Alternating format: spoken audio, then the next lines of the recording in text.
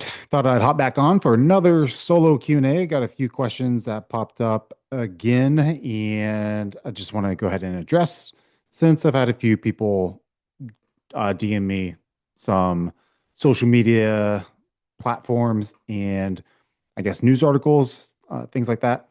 And they have some concerns basically about BPC-157 and TB-500 and whether or not they cause cancer. Now, first off, I'm I'm not sure what some of these platforms are trying to get out of it, but as far as like, are they selling something else? Do they have an agenda? Stuff like that. But I haven't heard of any of these people, uh, so I don't. Maybe I'm just not, I guess, like following a lot of people. I'm also not on social media that much. I just go on there to answer people's DMs. And so I'm not sure if they were differentiating between cancer growth support or is it cancer initiation. So I was trying to find some more about these people, but again, I'm not sure what they're trying to say. So first, we'll go with the TB-500, and uh, this is brought up by one of my friends with melanoma and like the risk of TB-500 causing the growth of it or therefore exacerbating it. It's more cell proliferation. Now, what I'm seeing now is more animal studies and rodent studies.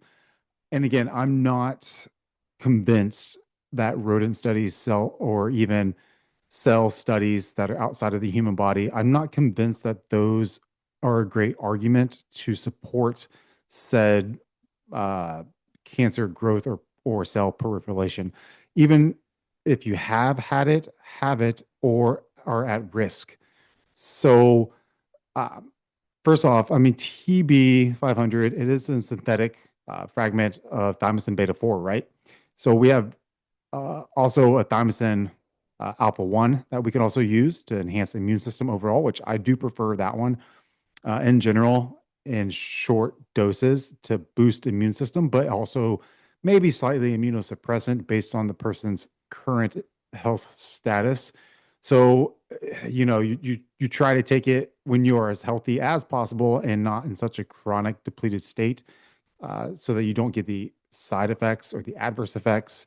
Um, some would say that would impact their energy levels, similar to as if you were to take NAD plus or SLU or other mitochondrial supports whenever your mitochondrial cell walls are just weak.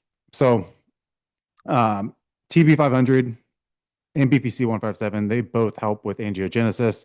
They help with the inflammation process.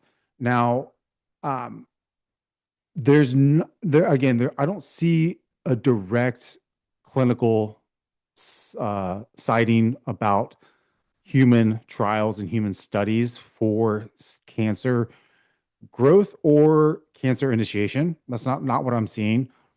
And the TB-500, it doesn't have an impact on the IGF-1 analogs for the anabolic uh, uh, growth of the IGF-1 by itself, right?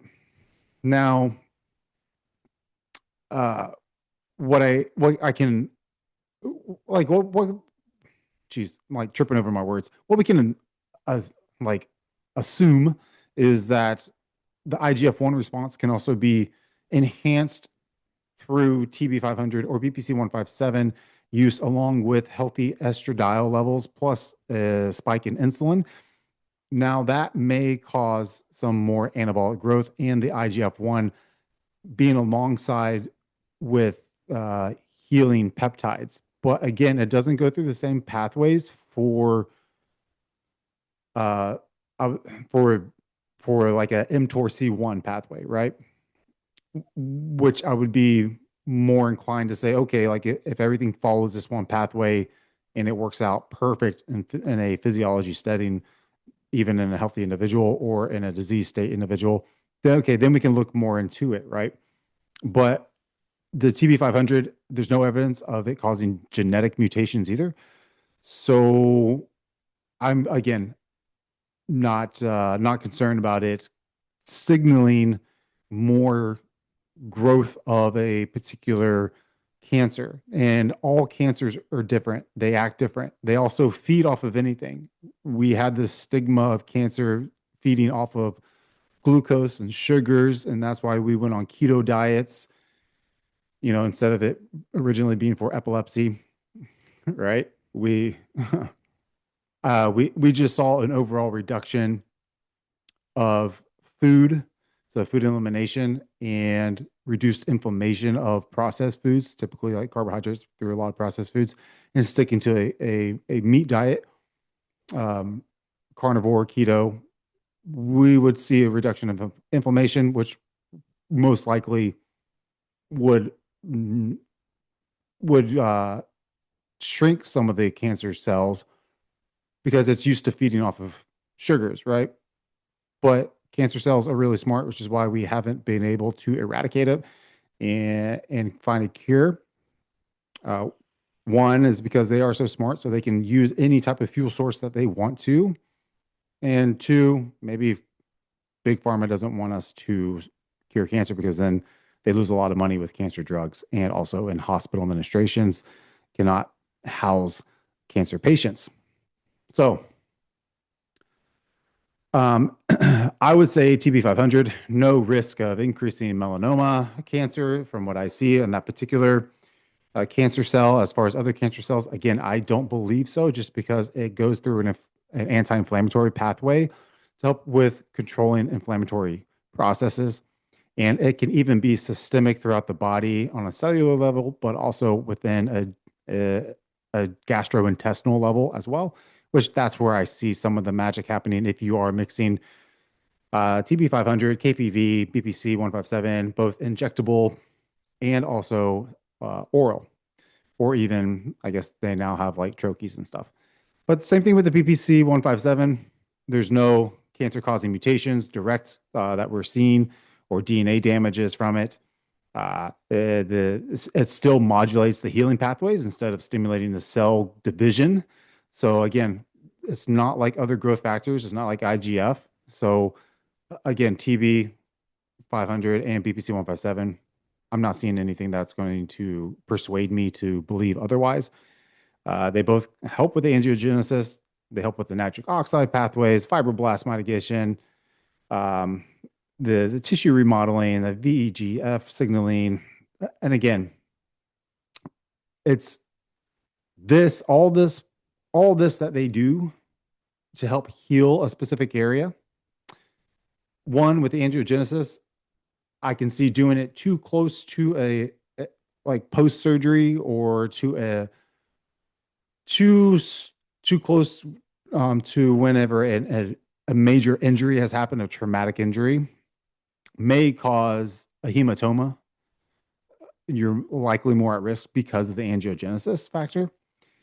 But also, you got to think again, like how I said, cancer cells are really, really smart. They can use a variety of different fuel sources within our body because their whole purpose is to survive off of the host. They can also hijack some of these pathways to support themselves, to support their own lives, right?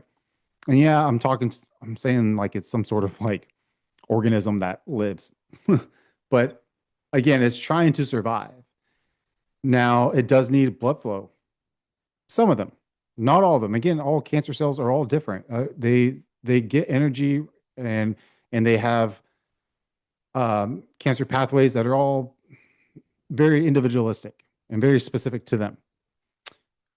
Now, it still can again use some of these healing factors, some of these pathways for tissue remodulating for its own desire is what I'm assuming. Okay, so don't take what I'm saying gospel or a fact, right? I'm just saying that there may be a theoretical approach to this. Now, again, I'm not seeing any studies that show a large group of people of human trials.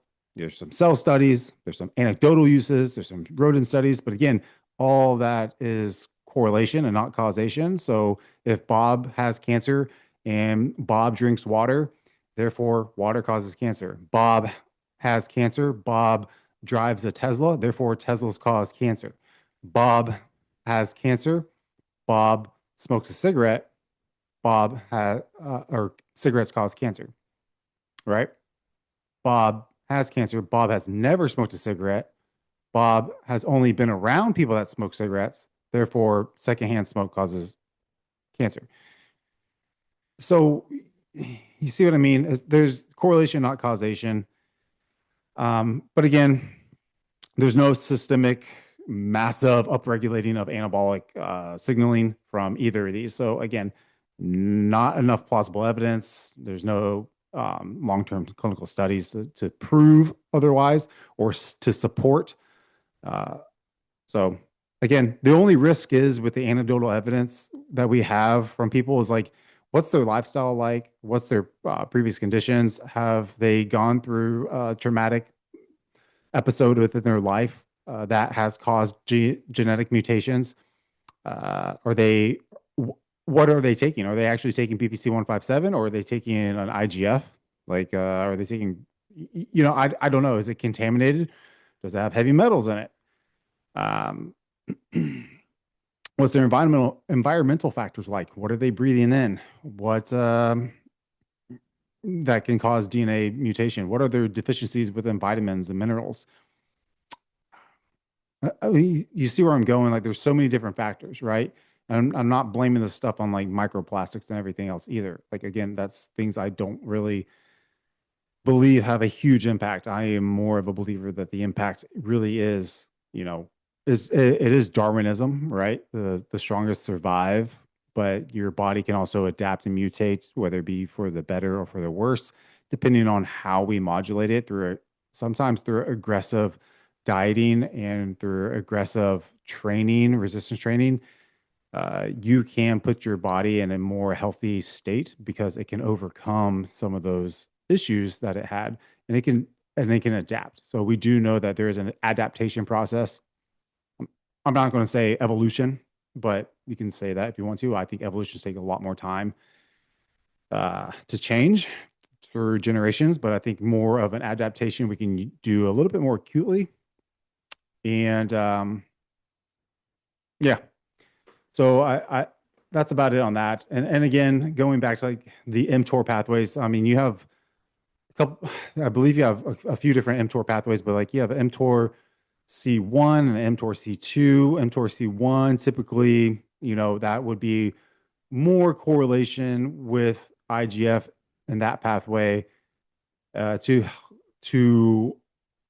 peripherate the cancer cells to help it grow, the growth rate, the growth factor of it, versus the cancer initiation, or even cause the cancer initiation. So, or maybe both. I'm not sure, right? I don't think we really will, no. But then you have the mTOR C2 pathway, which works more on an anti-inflammatory pathway, right? I believe so. Um, I mean, I could be just dumb, but it still drives like protein synthesis. It still helps with the survival of the cells, and it helps with cell division and such. Um, because we use like rapamycin to help with this as well, right? So we can modulate our mTOR C2 pathway. Yeah. Um, yeah. So yeah. Yeah. The mTOR C2 it does help with cell survival, proliferation, the metabolic pathway, and the anabolic process. So in response to nutrition and growth factors. So again, it's kind of like what HMB, the the the metabolite of leucine, right? So we're not so concerned. There's no evidence showing that it increases mTOR that would affect the cancer growth cell or the cancer growth and the cell mutation of that cancer cell. But HMB would hit more of the pathway, the mTOR C2 pathway. And so it would be safer, especially for those people who have had who, at their own risk, want to take an mTOR boosting, mTOR supporting supplement, a signaling supplement. So if you want to signal that mTOR for muscle growth, especially to reduce the risk of sarcopenia, even if you had cancer, or even when you're older, whenever your body's a little bit more susceptible, whenever it's to growing cancer, uh, or to I don't know, to just break down in general, uh, HMB would be the route to go until we get some sort of injectable mTOR C2, which that could be a cool uh, gray market peptide out there. I don't know, but that would be my route to go uh, as far as like bouncing back from any of these concerns or these side effects that you may have had or have heard about TB-500, BPC-157, especially as we age. I think it's more crucial for older individuals, but I think HMB probably has uh, a good um, like it has a good purpose for this. I would rather do like you know HMB plus whey protein isolate, a lot more heavy protein based, because I do believe if you, again, this is my belief because, I've lived through some of these things and from what I can tell through my anecdotal evidence, is that I've modulated my immune system to be able to be healthier from having had such a sick childhood. And I did go heavy on the protein for many, many years to try to mutate my DNA from whenever I was reading books back in the day from like Dan Duchaine and all these people back in the bodybuilding days. And it seemed to work, right? I grew out of my allergies very quick as far as my food allergies go. And a lot of my other illnesses, weaknesses, organ weaknesses, autoimmune diseases have been controlled. So, or have just gone away. Now, and again, I do contribute that more to the increasing pathways of the mTORC2 and reducing overall systemic inflammation. uh is this I think I just went off on a tangent, but uh you know going back to the whole uh I guess now I'm just talking about like um coming out of like cancer and making sure that you're healthy and you're trying to reduce the risk of it. But again, I think you have to have a healthy body, and so the thymosin alpha one, just to boost overall immune system, so we can have our production of thymosin and HMB would be great. Increase protein, and then you need to put your body under some sort of physical stress, physical load to help with the signaling to grow muscle, to reduce sarcopenia, and also any type of other issues we may have with tendons, ligaments, and bones. Because again, some of those other drugs they do attack those tendons, ligaments, and bones. Some of the growth factors of that, and it can also cause with electrolyte imbalances and such, and that can cause a quicker a destruction of our body, right? So, let's see. I think that's it on that. So again, BPC-157, TB-500. I don't believe, and I'm not convinced that it causes cancer or increases growth proliferation or growth factors of cancer. I'm not convinced. And again, everything's so individual. So if someone's blaming it on that one little thing, think of how many other tens of thousands of factors are put into this equation of cancer growth or cancer initiation.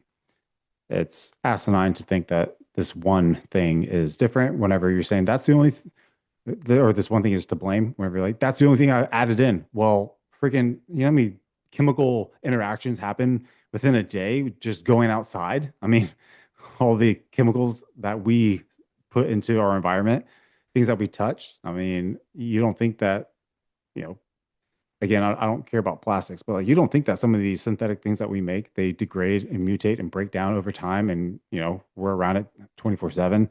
You don't think that it just slowly starts to creep in, and then one day we start stressing out about something that we read that attacks our body and causes cancer growth, and now we're all stressed and our immune system drops, and then now we end up getting more sick, and then our body responds to it, and our body creates a condition which it normally wouldn't have because our body can do that. Anyways, um, I'll go over one more thing. I don't want to really keep this that long. What was the other thing? Oh yeah, someone was asking about LVH because my caffeine intake and how many times I go or how much I go to the gym. So like yeah, LVH, the ventricular hypertrophy, athletic heart is what you would call it in a healthy individual. Can be dangerous if left um, untreated and not and if you're not keeping track of it through scans, yeah, it can thicken the ventricular wall and can cause like cardiac death and such. But really, what I want to get down here is that most likely what you're seeing is mismanagement and blood pressure is a lot of it when it comes to healthy individuals. I'm not talking about type 2 diabetics or really fat people, unhealthy people. I'm talking about athletes. And so one way that we can make sure that we mitigate the risk is with our blood pressure control. And so, ACE inhibitors and ARBs have been a great way to help reduce the risk of this. And once we once thought once it's hypertrophied, it cannot atrophy. It can go down. Sometimes whenever it does atrophy and go down, there may be some issues with like with like gap junctions, pretty much like how well it's going to be connected to the heart, and that's where you can get stents and such to repair that. But how much like what's the infarction rate? How much what's what am I trying to say?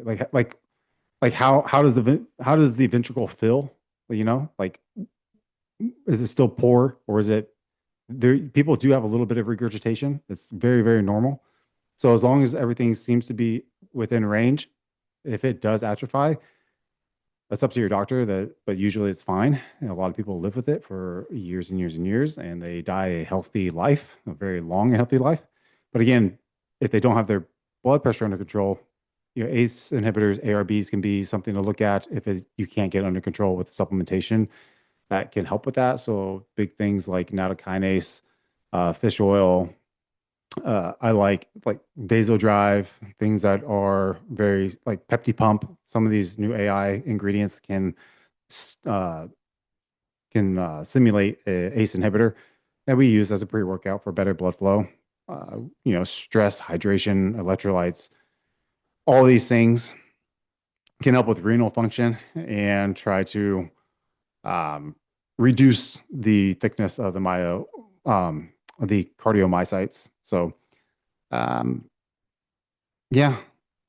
And again, we're just trying to make sure that the sympathetic nervous system and growth factors, angiotensin to the aldosterone, that it's managed. So diuretics, not the best thing. So you probably see a lot of bodybuilders have this issue.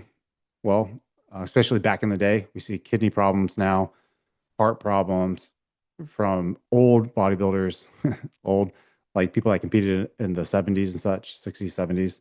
And it's usually because they went really, really hard on diuretics more than what we had to nowadays, just because we're bumping up other DHT derivatives and we do a different route rather than slamming tons of diuretics and multiple different type of diuretics and multiple different type of um, uh, the anti-Cushing's stuff to reduce cortisol, anti-cortisol medication.